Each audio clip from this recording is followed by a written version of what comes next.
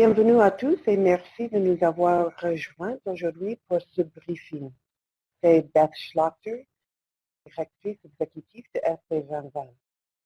Il y a quelques semaines, nous avons lancé notre quatrième rapport de progrès annuel et l'on a la moitié du projet. Comme lors des années précédentes, ce rapport comprend de nouvelles estimations du nombre supplémentaire de femmes et de jeunes filles qui utilisent une méthode moderne de contraception. Cependant, au-delà de cela, ce document présente également un aperçu complet de la façon dont les membres du partenariat de FP 2020 travaillent ensemble pour stimuler les progrès. L'un des thèmes clés du rapport de cette année est le pouvoir de la collaboration. Le réseau de points focaux de FP 2020 incarne véritablement cette collaboration et notre souhait d'utiliser cette plateforme comme un espace inclusif, un espace qui permet de réunir les institutions et les secteurs et dans laquelle nous pouvons partager nos difficultés et y trouver des solutions ensemble. Les efforts que vous déployez ensemble et les efforts que nous déployons tout au sein du partenariat sont au cours de l'initiative FP 2020. Je suis donc ravie de partager le rapport de progrès de cette année avec vous et je souhaiterais que vous remerciez à nouveau d'avoir pris le temps de nous rejoindre aujourd'hui. Avant d'entrer dans les détails de notre dernier rapport, je voudrais brièvement adresser les résultats des élections présidentielles aux États-Unis et la semaine passée que vous avez sûrement suivi. Dans notre secteur et dans la communauté de planification familiale, nous nous sentons profondément que certains changements peuvent être à venir et ce qui concerne le financement et les politiques du gouvernement des États-Unis qui impactent le travail que nous faisons. Nous comprenons tout ce que des changements dans l'administration ont signifié dans le passé en termes de financement pour l'APF. Quand même, je trouve que nous nous trouvons dans une position différente cette fois-ci avec l'existence de la plateforme FP 2020 qui continuera à nous rassembler tous. En termes critiques, l'UNFPA et l'USAID continueront, quoi qu'il arrive, à être au cœur de ce partenariat de FP 2020 et notre secrétariat même restera fort. Le concept FP 2020 est financé par le gouvernement britannique et la fondation Bill and Melinda Gates. Tout le travail et l'appui à vos pays par le secrétariat de FP 2020 se maintiendra inchangé et à cet égard, j'insiste à vous assurer que, comme beaucoup d'entre vous, nous sentons également un moment d'incertitude assez intense. Tout le monde a besoin de plus d'informations sur ce qui va venir. À l'heure actuelle, ces informations ne sont pas encore disponibles.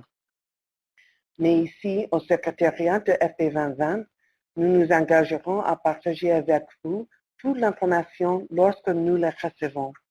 Nous allons maintenir une plateforme solide au sein du secrétariat pour appuyer votre travail. Évidemment, pour la communauté de planification familiale francophone ouest-africaine, cela se fera en forte collaboration avec l'unité de coordination du partenariat de Ouagadougou. Avant de nous lancer dans la revue du progrès de l'année dernière, nous voulons vous rassurer que nous sommes là pour vous écouter. Nous voulons entendre de vous comment la situation dans votre pays s'ajuste et ce que nous pouvons faire pour s'adapter aux changements afin d'assurer la collaboration avec tout le travail de chacun d'entre vous. Finalement, le travail que vous faites est le travail critique et nous voulons nous assurer que nous sommes alignés aux besoins pour vous soutenir où et quand nous le pouvons. Avant de poursuivre, je vais m'arrêter brièvement et laisser la parole à Tom, qui va vous expliquer rapidement le programme d'aujourd'hui et aborder la logistique du webinaire. Tom? Merci beaucoup. Et merci à tout le monde d'avoir rejoint ce webinaire. Avant de commencer à parler du programme, j'aimerais prendre quelques minutes pour vous expliquer plusieurs points logistiques clés. Et tout d'abord, vous devriez voir sur votre écran la présentation au centre et à la droite de laquelle vous trouverez 3 fenêtres contextuelles. La première fenêtre contextuelle indique la liste des participants et en dessous, il y a une autre fenêtre dans laquelle vous pouvez soumettre des questions. Finalement, il y a la fenêtre du chat dans laquelle vous pouvez discuter avec tous les participants ou avec les autres de la réunion pour poser des questions. Si vous avez des questions, nous vous encourageons à soumettre des questions à tout moment durant le webinaire à travers cette fenêtre contextuelle que je viens de présenter. Durant la session ouverte aux questions, vous pourriez aussi également activer le son de votre téléphone en appuyant sur étoile 6 pour alors poser la question.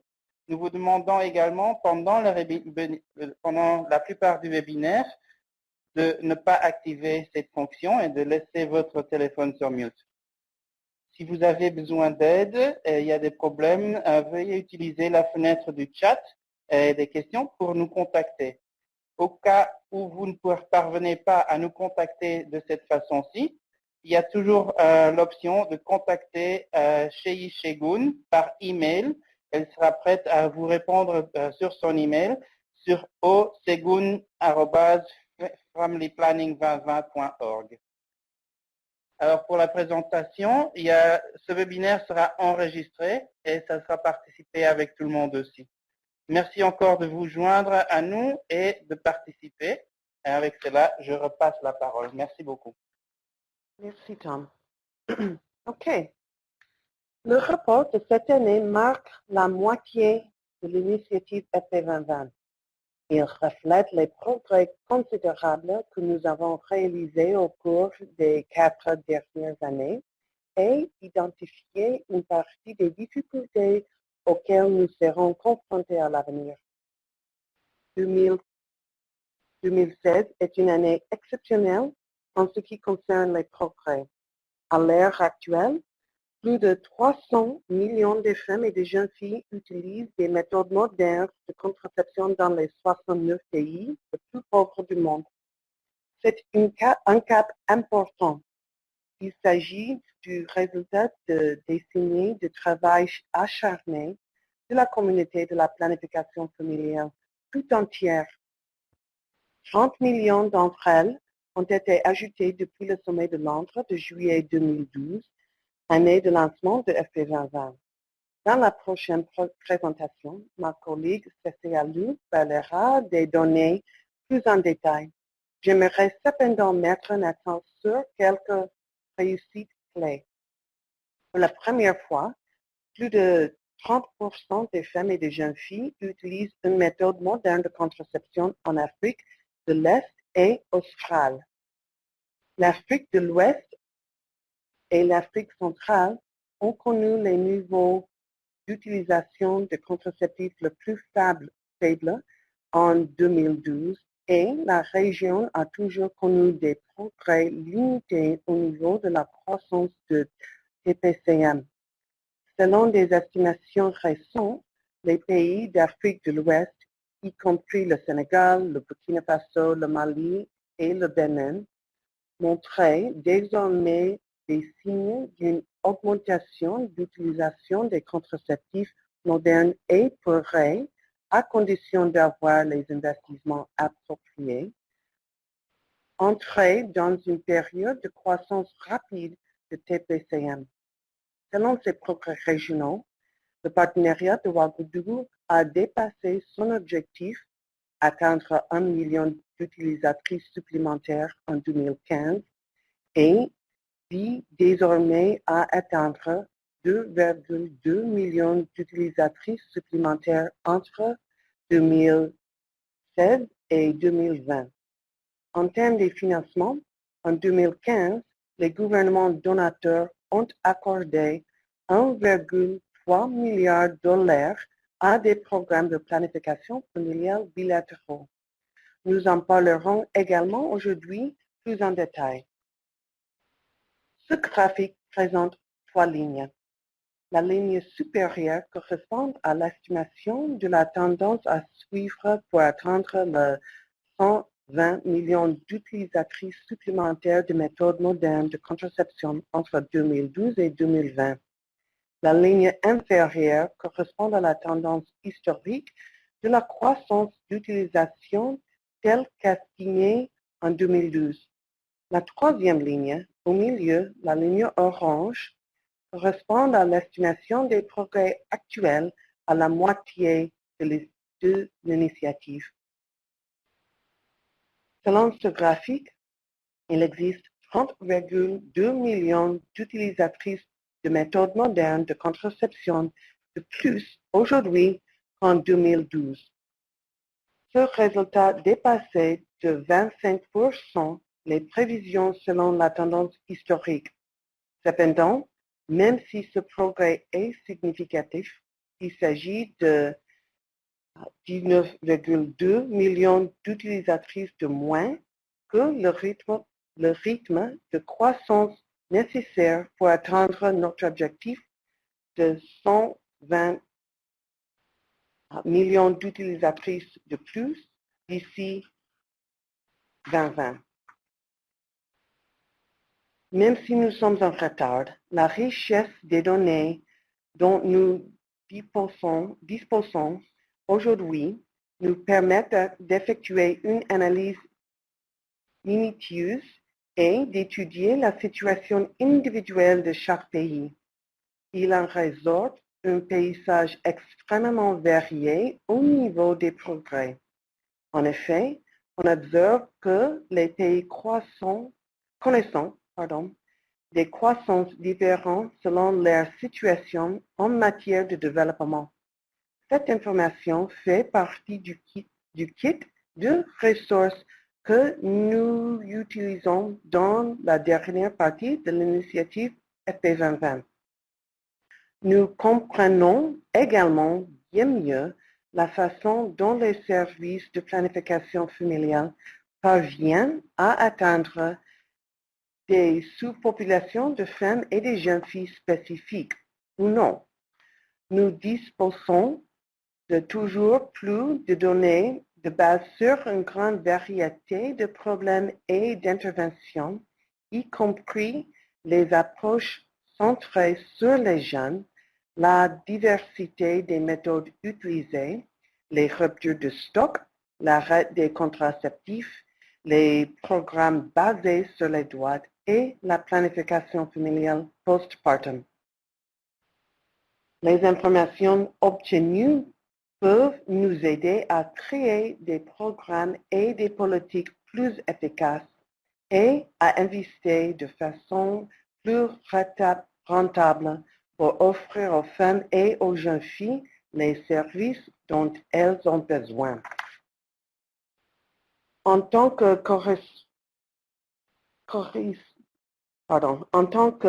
co-présidente de notre groupe de référence, Dr. Chris Elias et Dr. Babatunde Oshotanen ont tous les deux indiqué au moment de la publication de ce rapport que si nous avons eu ce type de données au lancement de FP 2020 en 2012, notre situation serait bien différente aujourd'hui. C'est vraiment révolutionnaire.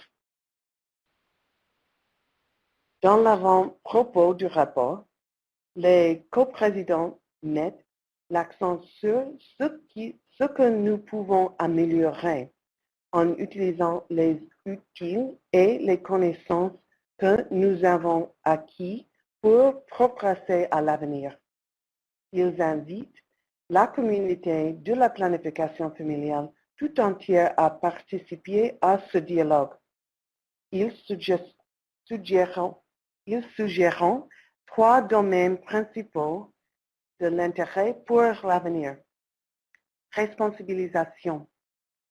Comment pouvons-nous renforcer la responsabilisation des donateurs et des gouvernements en ce qui concerne l'allocution des ressources, la sécurité des produits et la création de programmes fondés sur les droits? Comment pouvons-nous intégrer dans notre travail de meilleurs mécanismes de responsabilisation? Partenariat. Comment pouvons-nous collaborer de façon plus stratégique et efficace? Comment les donateurs peuvent-ils être plus efficaces dans leur partenariat avec les pays? Et comment peuvent-ils adopter une approche commune?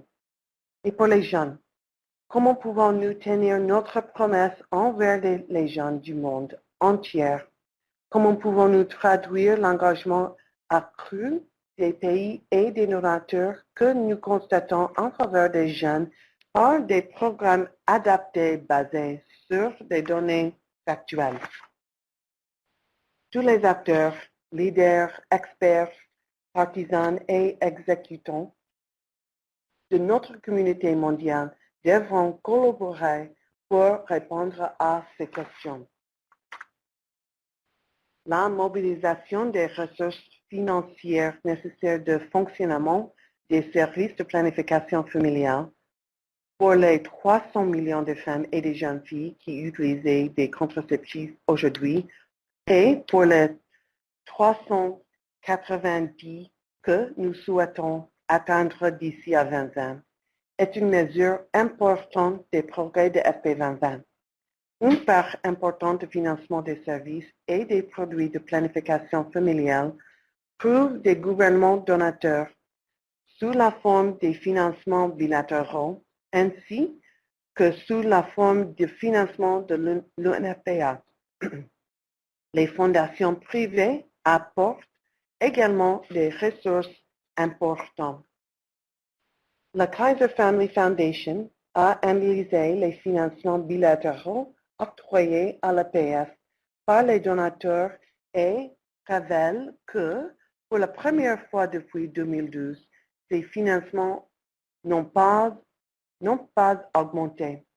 Les gouvernements donateurs ont déboursé 1,3 milliard de dollars pour des activités de planification familiale en 2015, une réduction de 6% par rapport au niveau de 2014. Cette diminution est une grande partie de l'appréciation du dollar américain. Lorsqu'on prend en compte les fluctuations au taux d'échange, on observe que les financements de 2015 sont fondamentalement au même niveau que ceux de 2014. Par exemple, dans leur devise d'origine, 5 donateurs, Allemagne, Danemark, France, Pays-Bas et Suède, ont augmenté leurs investissements. 2 donateurs, Canada et États-Unis, ont maintenu le même niveau et 3 donateurs, Australie, Norvège et Royaume-Uni, ont diminué leurs investissements. Les États-Unis représentant le principal donateur bilatéral, ils ont en effet apporté près de la moitié des financements bilatéraux totaux en 2015. Le Royaume-Uni arrivé en 2e place de ce classement, son financement équivalent à une 5e des financements bilatéraux. Venaient ensuite les Pays-Bas, la France et la Suède. Les États-Unis et le Royaume-Uni représentent environ les 2 tiers des financements couvrés toute la période. Les tendances récentes ont donc été largement influencées par ces 2 donateurs. Notez que ce graphique ne tient pas compte des dépenses de l'UNFPA qui a octroyé 341 millions de dollars ou 42,7% de ces ressources à la planification familiale en 2015. On estime que les fondations engagées ont investi environ 190 millions de dollars en 2015 pour soutenir la planification familiale, ce qui les place au même niveau que les principaux pays donateurs. Cependant, les contributions des donateurs ne sont qu'une partie de l'équation. La durabilité à long terme des programmes de planification familiale dépendra enfin des comptes de mobilisation des ressources nationales. De nombreux gouvernements se sont engagés à augmenter les dépenses nationales pour la planification familiale.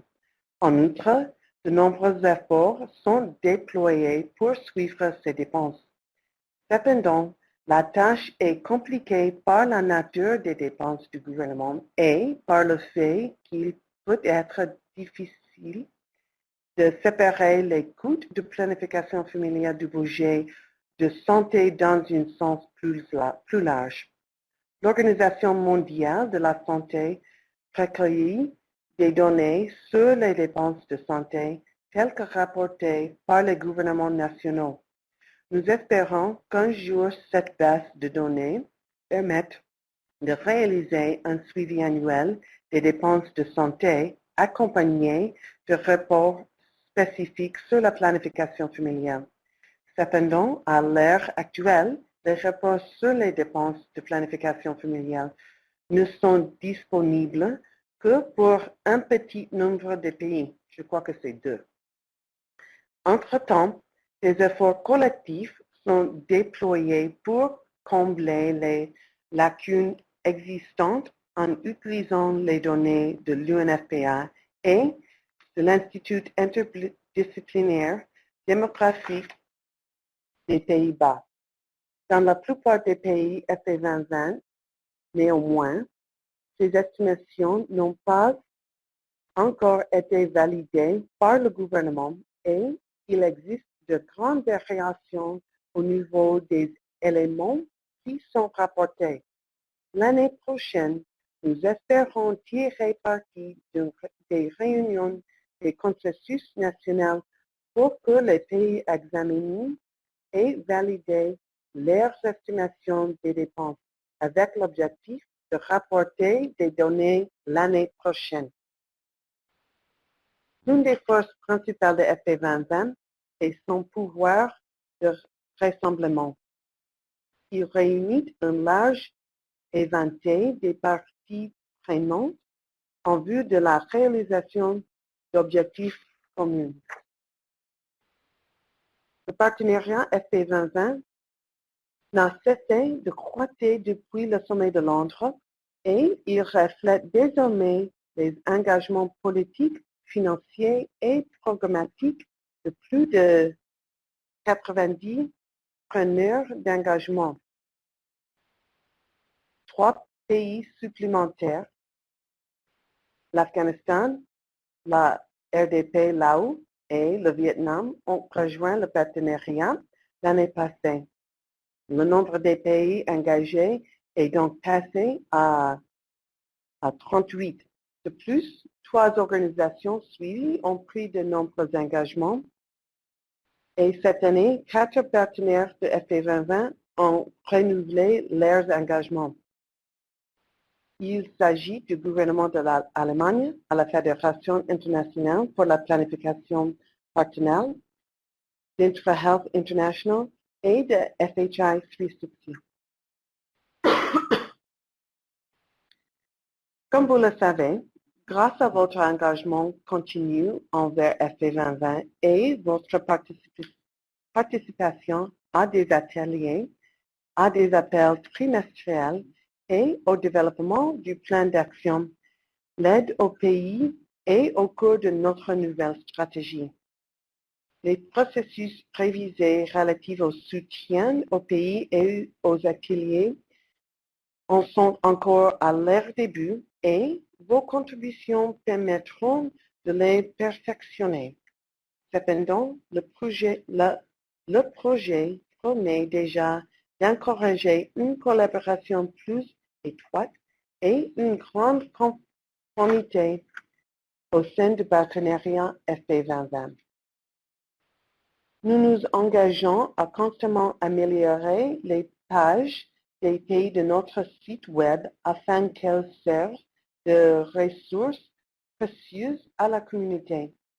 Veuillez remarquer qu'alors que la plateforme web elle-même est en anglais, les documents clés pour les pays francophones ont été traduits en français. Les pages que nous avons récemment révisées comprenant les documents clés, y compris les stratégies et les plans des gouvernements, les documents relatifs au GSF et des mises à jour sur l'engagement communiqué par les acteurs eux-mêmes, des données mises au jour sur les indicateurs de base de 2016, des recherches et actualités spécifiques au pays, une fonction de partage des renseignements améliorés. Vous pouvez ainsi communiquer des données et des informations à vos collègues et partenaires facilement via les réseaux sociaux ou par email. Nous espérons que ces pages seront une ressource précieuse pour vos équipes et parties prenantes et que vous les partagez largement. N'hésitez pas à nous dire ce que nous pouvons améliorer.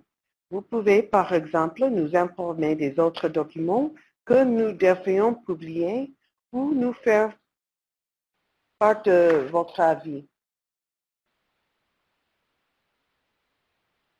Version anglais uniquement. Nous vous présentons le site web plus tard durant la présentation. Les droits à l'homme sont au cœur toujours de toutes nos activités. FP 2020 travaille avec ses partenaires nationaux et mondiaux pour définir, opérationnaliser, suivre et mesurer l'impact de la planification familiale fondée sur les droits. La planification familiale fondée sur les droits implique d'assurer que les droits des clients sont respectés et que les principes de pouvoir, d'accès, de disponibilité des contraceptifs et de qualité des soins sont rigoureusement respectés. Un nombre croissant de partenaires d'exécution adoptent une approche fondée sur les droits pour revoir les programmes existants et en créer de nouveaux. On obtient ainsi les toutes premières données factuelles sur les mesures à prendre pour mettre en œuvre et mesurer la planification familiale basée sur les droits. FP 2020 reconnaît qu'offrir des services et produits aux jeunes pour répondre à leurs besoins uniques et collaborer efficacement avec eux est essentiel pour atteindre nos objectifs. Il n'y a pas de solution unique pour les jeunes car ils vivent toutes des expériences différentes. En fin de compte, les pays doivent examiner leurs politiques et structures, développer un processus d'évaluation et de réévaluation qui reflète véritablement la perspective des jeunes et mettre en œuvre des programmes fondés sur les données probantes qui sont efficaces. FP 2020 contribuait à ces efforts dans 3 domaines actifs principaux. 1. Améliorer la collecte des données sur les jeunes et encourager l'utilisation de ces données dans la prise de décisions stratégiques. Deuxièmement, renforcer les voix des jeunes et soutenir leur inclusion dans le travail de sensibilisation générale dans les pays et au sein du partenariat FP 2020 et des structures de direction. Et finalement, développer une culture d'acceptation des interventions fondées sur des données probantes pour les jeunes, y compris la planification familiale postpartum et après l'avortement, ainsi que les contraceptifs réversibles à l'action longue durée, les LARC. Pour souligner l'engagement de FP 2020 à encourager le dialogue politique transgénérationnel, le groupe de référence compte désormais un siège à la jeunesse, actuellement occupé par Margaret Balaji, qui est originaire du Nigeria. Finalement, je voudrais dire que les progrès en matière de planification familiale sont étroitement liés aux objectifs de développement durable qui guideront le programme de développement des 15 prochaines années. Il est essentiel d'atteindre l'objectif FP 2020 pour atteindre les objectifs de développement durable 3 et 5 qui consistent à garantir l'accès universel à la santé et aux droits sexuels et reproductifs. Néanmoins, la planification familiale est également essentielle aux 15 autres objectifs. La planification familiale est une intervention intersectorielle cruciale qui peut accélérer les progrès à tous les niveaux de développement.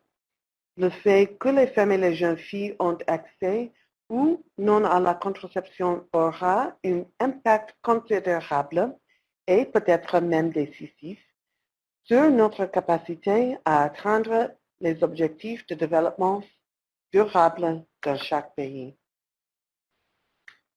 Je vais maintenant passer la parole à mon collègue Cécile qui va parler d'équipe de gestion des données et la performance dans le cadre de la présentation du programme de mesure FP 2020. Cécile. Merci beaucoup, Beth. Bonjour, je m'appelle Cécile Aliou. Je suis responsable de gestion de la performance et des données à FP 2020. Je vais parler un peu de nos efforts pour mesurer le progrès de FP 2020 et puis présenter un aperçu des données publiées dans le rapport annuel qui a été lancé il y a quelques semaines. FP 2020 et Track 20 travaillent en étroite collaboration pour faire progresser la mesure des progrès en matière de planification familiale. Ensemble, nous travaillons pour améliorer la disponibilité, la visibilité, la qualité et l'utilisation des données de planification familiale. Nous remercions chaleureusement Track 20 qui a recueilli toutes ces données et a contribué des analyses très pertinentes.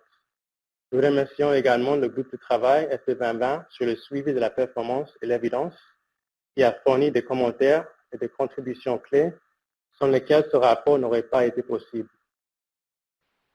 Sur cette diapo, vous verrez le processus suivi chaque année pour produire et publier les estimations. Comme vous voyez, plusieurs acteurs y sont impliqués.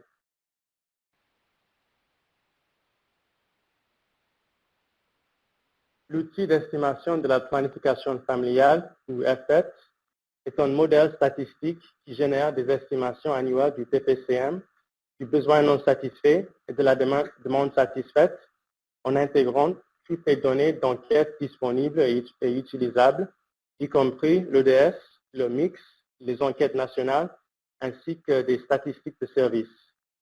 La méthodologie que nous utilisons pour estimer le nombre supplémentaire d'utilisatrices des méthodes modernes de contraception repose sur deux facteurs importants.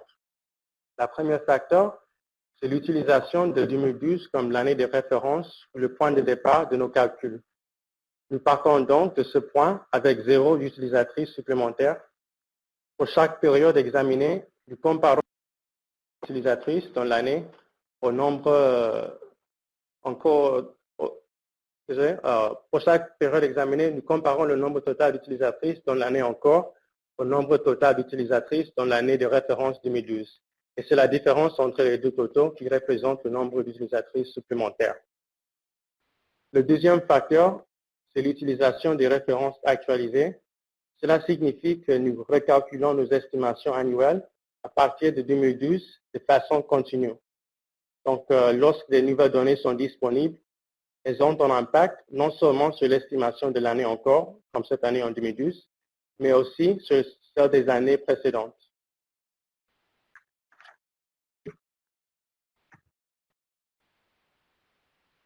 L'objectif FP 2020 a été défini en supposant que le taux de prévalence contraceptive moderne accélérerait dans les 69 pays. Ainsi, il est essentiel d'examiner et de comprendre les données de chaque pays pour évaluer les progrès. Cette courbe en S se fonde sur les tendances historiques de la croissance du TPCM et suggère que les pays évoluent à un rythme différent en fonction de leur niveau d'utilisation des contraceptifs. Lorsque le TPCM est très bas, les pays ont tendance à observer une croissance annuelle lente du TPCM. La durée de cette période varie selon les pays, mais les pays doivent s'assurer que les obstacles au service TPS n'empêchent pas la croissance afin de se positionner d'une façon qui permette d'entrer dans une période de croissance plus rapide. Ensuite, les pays entreront dans une période de croissance du TPCM plus rapide. Le taux de croissance et la durée de cette période varient et dépendent des efforts consacrés au suivi des progrès et d'investissements judicieux dans les interventions appropriées qui permettront de maintenir les progrès. Les pays qui connaissent une très grande croissance traverseront cette période rapidement, ce qui augmente les bénéfices potentiels d'un dividende démographique. Enfin, lorsque la prévalence contraceptive atteint des niveaux supérieurs, la croissance commence à ralentir et finit par stagner. À ce stade, les programmes doivent se concentrer sur la durabilité à long terme, les améliorations continues de la qualité des services, l'élargissement de la gamme de méthodes disponibles et doivent surtout s'efforcer d'atteindre les groupes non desservis. Les pays de l'Afrique francophone se trouvent majoritairement dans les deux premières phases de la courbe en S, durant lesquelles la croissance du TPCM est souvent lente. Ces pays doivent investir efficacement pour tirer parti des opportunités présentées durant les phases ultérieures de la courbe en S, au cours desquelles la croissance rapide est possible.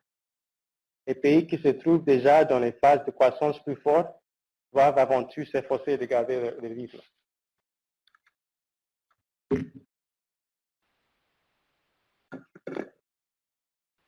Les pays FP2020 en Afrique comptent 13 millions d'utilisatrices de plus qu'en 2012, ou 44% du total des utilisatrices supplémentaires dans l'ensemble des pays FP2020, même si ces pays ne représentent que 27% du nombre total des femmes en âge de procréer dans ces pays. À l'avenir, l'Afrique est susceptible de continuer à porter un nombre disproportionné d'utilisatrices supplémentaires à mesure que la population des femmes en âge de procréer et le TPCM augmente et à de nombreux pays.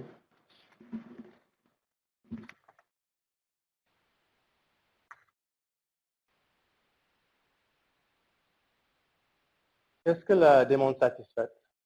L'indicateur de base numéro 4, la demande satisfaite par une méthode moderne de contraception, est interprétée selon le TPCM et les besoins non satisfaits des méthodes modernes, la demande totale étant supposée comprendre les utilisatrices actuelles et celles qui ont un besoin non satisfait de méthodes modernes. La proportion de ces femmes qui utilisent une méthode moderne est considérée être la demande satisfaite. La demande satisfaite est également influencée par les dynamiques du besoin non satisfait. Dans un pays où le besoin non satisfait est faible, car le souhait de fertilité reste élevé, la demande de contraceptifs totale sera inférieure, ce qui signifie qu'un nombre moindre d'utilisatrices, c'est-à-dire un TPCM inférieur, peut se traduire par une demande satisfaite relativement élevée. On observe cela en comparant le Niger et le Djibouti. Ces deux pays présentaient des taux de demande satisfaite par une méthode moderne presque identiques en 2016, c'est-à-dire 42,5% et 43,3%. Mais la prévalence contraceptive moderne des femmes mariées au Djibouti est près d'une fois et demie supérieure à celle du Niger. Ce taux relativement élevé de la demande satisfaite au Niger, malgré ce TPCM plus faible, s'explique par le faible besoin non satisfait de contraceptifs modernes, 19,5% par rapport à celui de Djibouti, qui est 30,5%.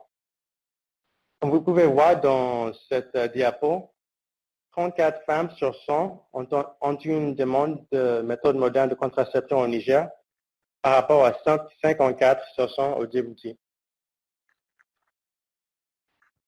Cela signifie qu'au Niger, la majorité des femmes mariées ou en couple, soit 66 sur 100, sont considérées comme n'ayant pas besoin de planification familiale. En raison du besoin beaucoup plus faible au Niger, ce pays parvient à avoir un niveau de demande satisfaite similaire à celui de Djibouti, avec des taux d'utilisation de contraceptifs bien plus faibles.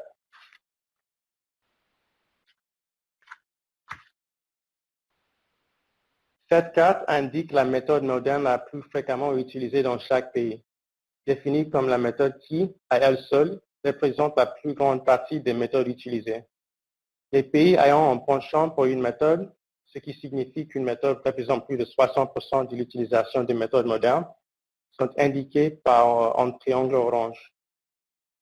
Parmi les 33 pays ayant des données sur les tendances récentes, 13 ont observé des augmentations de la prévalence des méthodes réversibles et à longue durée d'action entre les deux enquêtes les plus récentes.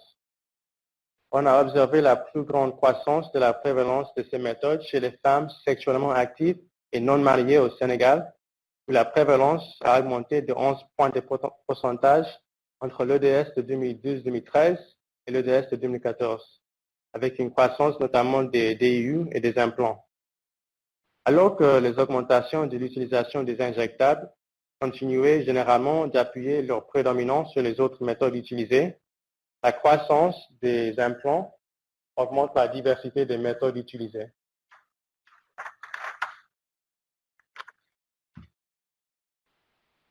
Nous nous réjouissons de vous communiquer le rapport complet en français en décembre. Elle est actuellement en cours de traduction. Mais entre-temps, nous voudrions souligner que notre site web ainsi que le site web de Track20 disposent d'une page pour chaque pays sur lequel vous trouverez les estimations d'indicateurs de base FP2020 sous forme de tableaux et avec des représentations graphiques aussi. Ces données peuvent être visionnées sur le site web ou peuvent être téléchargées. Je vous remercie beaucoup et je pense que là, je passe la parole à Tom. Merci beaucoup, Cécile. À ce point du webinaire, on aimerait bien ouvrir la discussion au groupe. Et donc, si vous avez des questions spécifiques sur cette présentation, comme expliqué au début du webinaire, vous avez l'option de nous envoyer par chat, par email ou même en parlant, en appuyant sur étoile 6. Mais tout d'abord, avant que vous faites ça, communiquez avec nous pour qu'on puisse mettre votre question dans le système. En tout cas, pendant la session, on a déjà eu quelques questions et j'aimerais bien les répéter et répondre en même temps. Donc, la première question qu'on a reçue, c'était du Madagascar. Merci pour la question. C'était, est-ce que les données présentées ici sont issues des données estimées dans le logiciel de Track20? Donc là, la réponse est très facile, c'est oui. En fait, comme Cécile vient de dire, on travaille très fortement en collaboration avec Track20 et c'est ce que vous pouvez aussi voir sur notre nouveau site web où vous pouvez visiter les pages des pays spécifiques et c'est une page à ce moment-là où vous appuyez sur plus d'informations pour les données, vous êtes redirigé vers le site de Track20 pour continuer l'évaluation des données, ce qu'ils ont fait en détail pour ce pays-là. Donc ça, c'est pour la première question. Ils avaient une deuxième question aussi, c'était qu'est-ce que ça signifie des engagements renouvelés? C'est une bonne question parce que le mot renouvelé, ça peut être confusant. En fait, depuis 2012, il y a plein de pays et des institutions qui ont déjà fait des engagements à la FP 2020 et depuis, ils ont décidé de revisiter leurs engagements, de faire des mises à jour et de relancer un nouveau engagement. Mais comme ils en avaient déjà avant, on l'appelle des engagements renouvelés. Et par exemple, ici dans la présentation, on en avait parlé des pays en Europe, il y avait l'Allemagne par exemple. Donc, si vous allez sur notre site web, chaque pays et chaque institution qui ont fait des engagements AFP 2020, ils ont leur propre page sur notre site web. Vous pouvez aller sur cette page et apprendre tout ce qu'il y a sur leurs engagements spécifiques. Donc, c'est partagé sur notre site web aussi. Alors, ensuite, il y avait une question qui a été envoyée séparément. On n'a pas pu voir de qui c'était, il n'y avait pas de nom, mais je vais quand même lire la question. Comme il y aurait la possibilité de changements au niveau de support financier, comment est-ce que ceci va influencer la collaboration et le support avec le secrétariat de FP 2020? Donc, si vous vous rappelez du début de la présentation où il y a notre directrice Beth Schlachter qui vient de vous expliquer, il y a des soucis et tout le monde a des concerns de ce qui se passera, mais on regardera comment ça continuera. Mais la partie la plus importante pour répondre à cette question, en fait, c'est que pour le secrétariat de FP 2020, on est financé par la Fondation Bill et Melinda Gates et par le Royaume-Uni. Donc, pour nous, le secrétariat, on restera en place, on continuera, on sera une plateforme forte pour continuer en collaboration avec d'autres institutions, surtout pour les pays francophones avec le partenariat de Ouagadougou, évidemment. Et il n'y aura pas de changement de notre part. On a l'intention de continuer avec vous. Et comme Beth Schlachter avait dit, c'est aussi important pour vous de communiquer avec nous comment les situations changent dans votre pays. Parce que c'est vous qui avez les yeux sur le terrain, qui voient tout de suite s'il y a des changements et il faut que ça soit communiqué avec nous pour qu'on puisse faire des ajustements si nécessaire. En plus, pour vous convaincre qu'on a vraiment l'intention de continuer, on va en fait augmenter notre focus sur la jeunesse en 2017. Et ça sera inclus avec des interventions à haut impact, spécifiquement sur la jeunesse et les adolescents. Mais ça sera pour 2017 et évidemment, on va revenir vers vous sur ce que ça... excusez-moi, j'ai perdu la parole. On reviendra vers vous avec les détails sur ce qui se passera en 2017 sur la jeunesse et les adolescents. Alors, il y a une question du Sénégal, en fait, qui demande, pouvez-vous rappeler la contribution financière de l'UNFPA en 2015? Donc, je passe la parole pour cela à Cécile. Merci, Tom. Je voulais juste noter que la graphique Beth a présentée avant avec les financements bilatéraux ne comprenait pas les dépenses de l'UNFPA qui s'élevaient à 341 millions de dollars américains pour la planification familiale en 2015. Donc encore le chiffre c'est 341 millions de dollars, soit 42% de ces ressources. Merci Cécile. Pendant qu'on attend d'autres questions, est-ce que en ce moment je ne vois pas des gens qui veulent parler, donc voyons. Il y a une autre question en fait. Pouvez-vous expliquer comment la FP 2020 travaille en collaboration avec la GFF pour assurer que la PF est bien représentée dans les cas d'investissement des pays? Donc ça, c'est une question assez spécifique. C'est pour certains pays qui ont l'option de travailler avec la Banque mondiale sur le GFF. Et en fait, on travaille en forte collaboration avec eux. Et pendant plusieurs occasions, on fait des rendez-vous entre la Banque mondiale et le secrétariat de FP 2020 pour assurer que la PF soit inclus dans les cas d'investissement. Il y avait beaucoup de recherches dans le passé qui disaient que ce n'était pas le cas, mais suite à la réunion du groupe de référence il y a 2 semaines, il y avait, suite à la réunion du groupe de référence en Tanzanie, il y avait un jour pont où il y avait une collaboration entre la FP 2020 et la Banque mondiale pour parler spécifiquement de haut niveau de collaboration et pour promouvoir et revisiter l'importance de l'APF dans les cas d'investissement. Et il y avait même les pays spécifiques qui étaient représentés au groupe de référence.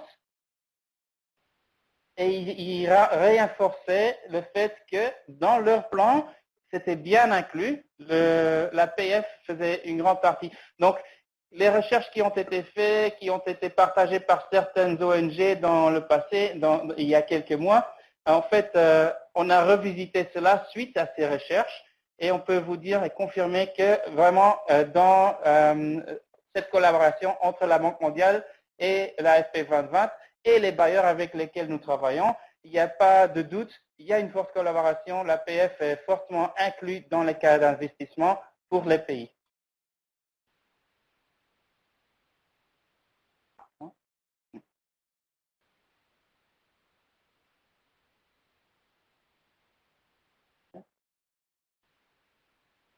Pour le moment, il n'y a plus de questions. Oui, je pourrais peut-être souligner, suite à la clarification par rapport aux contributions de l'UNFPA, que les données que nous publions dans le rapport sur le financement proviennent des analyses de la Kaiser Family Foundation, je ne sais pas comment dire ça en français, mais ils viennent de publier le rapport pour 2016 qui contient plus d'informations spécifiques sur la planification familiale, sur le financement de la familiale à l'échelle mondiale. Donc, si vous allez sur le site web, vous pourrez accéder à ce rapport avec plus de détails.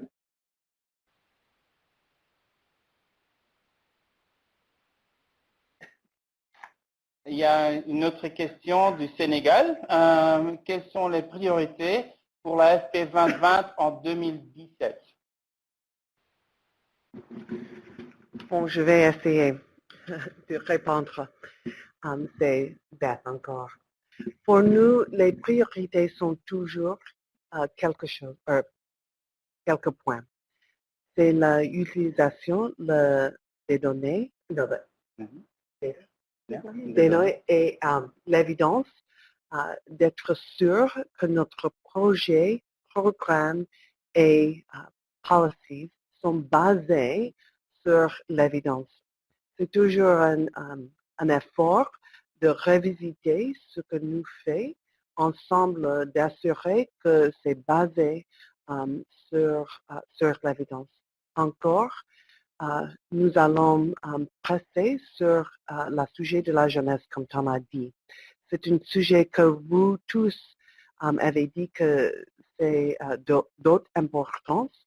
Alors, nous allons travailler avec les experts comme le WHO pour vous aider d'avoir les données et l'évidence, d'examiner votre programme et projet et faire les changements qui sont nécessaires pour ajuster vers les efforts efficaces. Là, peut-être Tom peut traduire pour moi un peu, mais c'est les deux points toujours. Et aussi, avec les changements de la gouvernement américain, il y aura une question de la financement.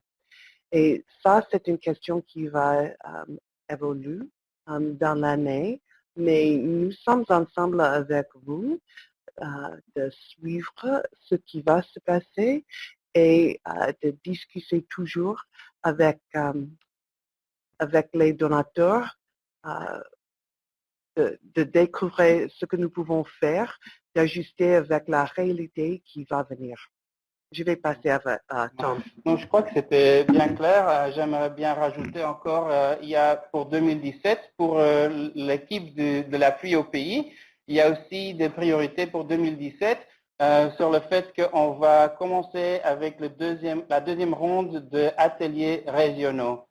Et donc, c'est important à savoir aussi, il y aura les 3 ateliers régionaux spécifiques pour l'Asie, pour l'Afrique anglophone et pour l'Afrique francophone qui seront aussi pour 2017.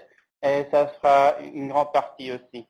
Maintenant qu'on a presque fini avec l'atelier et on doit terminer le webinaire, il y a des autres questions qui commencent à rentrer.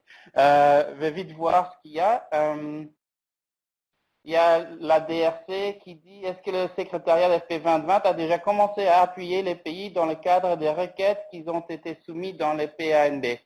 Il y a chaque pays qui a soumis leur PANB. Je crois que pour l'Afrique francophone, tout le monde est soit en train d'exécuter leur PANB ou en train de finaliser leur PANB. Et donc,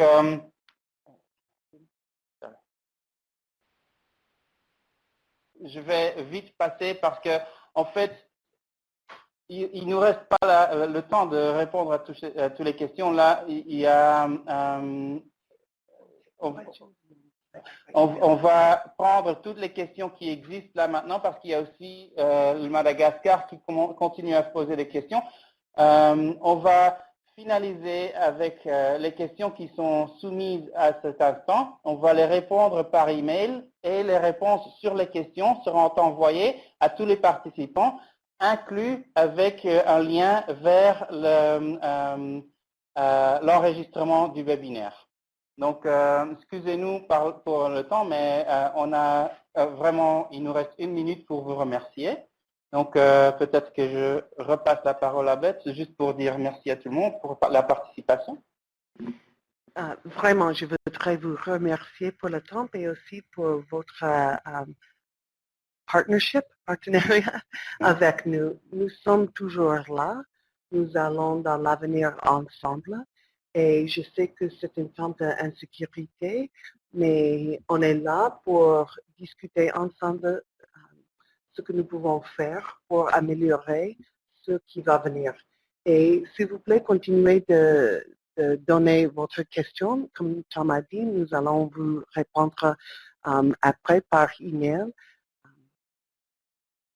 Et je voudrais vous souhaiter une bonne année et pour ce qui va venir à la réunion de partenariat de Ouagadougou, nous allons vous voir là et j'espère, je voudrais vous donner une bonne journée. Merci. Donc, juste un dernier mot. Si vous avez encore des questions qui ne sont pas soumises à temps pour avant la clôture du webinaire dans 30 secondes, n'hésitez pas de nous envoyer des emails à Cheyi Chegoun ou à moi-même, Tom Van Boven. Vous avez nos coordonnées et on va continuer le travail avec vous. On vous remercie énormément pour la participation et on vous souhaite un bon courage avec le travail que vous faites parce que vous êtes le moteur de tout ce que vous faites dans les pays. Et on vous apprécie énormément. Merci beaucoup à tout le monde et à la prochaine.